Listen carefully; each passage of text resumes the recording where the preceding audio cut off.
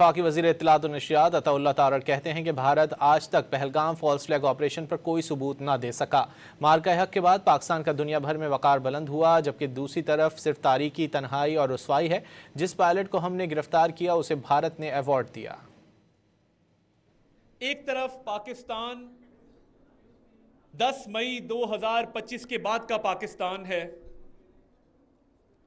जिसमें सब पासपोर्ट की भी इज्जत है और सब हिलाली परचम की भी इज्जत। ईस्टर्न बॉर्डर के उस पार तारीकी है, तन्हाई है, आइसोलेशन है, नाकामी है और रुसवाई है। We are together in this war against terrorism.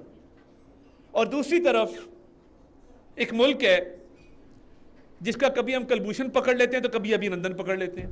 वफाकी वज़ीर इत्तलात और नशियात अताउल्लाह तारड़ कहते हैं कि भारत आज तक पहलगाम फॉल्स फ्लैग ऑपरेशन पर कोई सबूत न दे सका।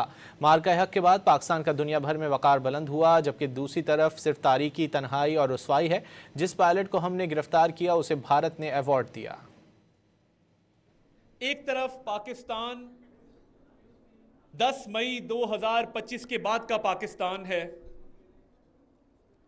जिसमें सब पासपोर्ट की भी इज्जत है और सब हिलाली परचम की भी इज्जत। ईस्टर्न बॉर्डर के उस पार तारीकी है, तन्हाई है, आइसोलेशन है, नाकामी है और रुसवाई है।